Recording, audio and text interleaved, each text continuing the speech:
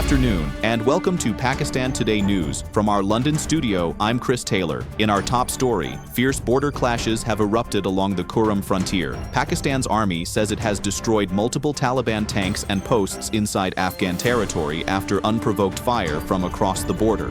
Security sources confirm at least one armored vehicle was wiped out and dozens of militants killed.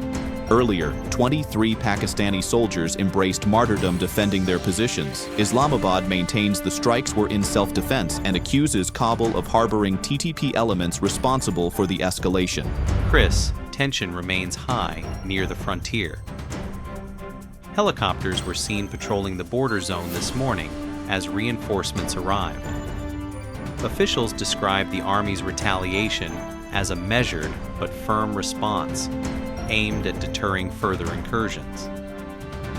Local residents have been advised to stay indoors as cross-border fire occasionally continues. Meanwhile, in Khyber Pakhtunkhwa, political focus shifts to the governor's house as the clock ticks toward the 4 p.m. deadline set by the Peshawar High Court for Chief Minister-elect Sohail Afridi's oath. The Lawal Bhutto has urged Governor Faisal Karim Kundi to comply with the court's directive, calling it a constitutional duty. He even offered Sindh's official jet to facilitate the governor's travel and criticized PMLN leaders for what he termed political theatrics over flood relief. In other headlines, Pakistan has secured a seat on the United Nations Human Rights Council for the 2026-28 term. Foreign Minister Ishaq Dar said the election reflects international trust in Pakistan's diplomacy. Prime Minister Shehbaz Sharif called it recognition of the country's continued advocacy for human rights and global consensus building.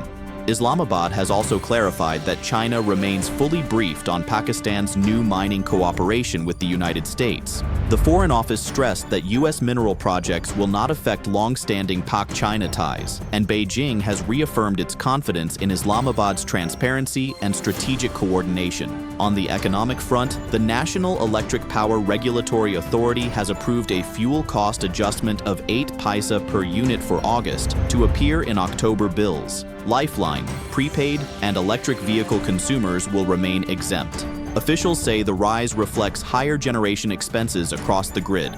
In international tech news, Google has announced a $15 billion investment in India to build a next-generation AI campus in Visakhapatnam. The project will house a 1 gigawatt data center, making it Google's largest facility in Asia and reinforcing India's position as a regional technology hub. And finally, Iran Air has confirmed direct flights between Lahore and Mashhad starting October 29th. The weekly route is expected to boost religious tourism and business connectivity between the two nations. That's all for now. You're watching Pakistan Today News. I'm Chris Taylor. Have a good afternoon.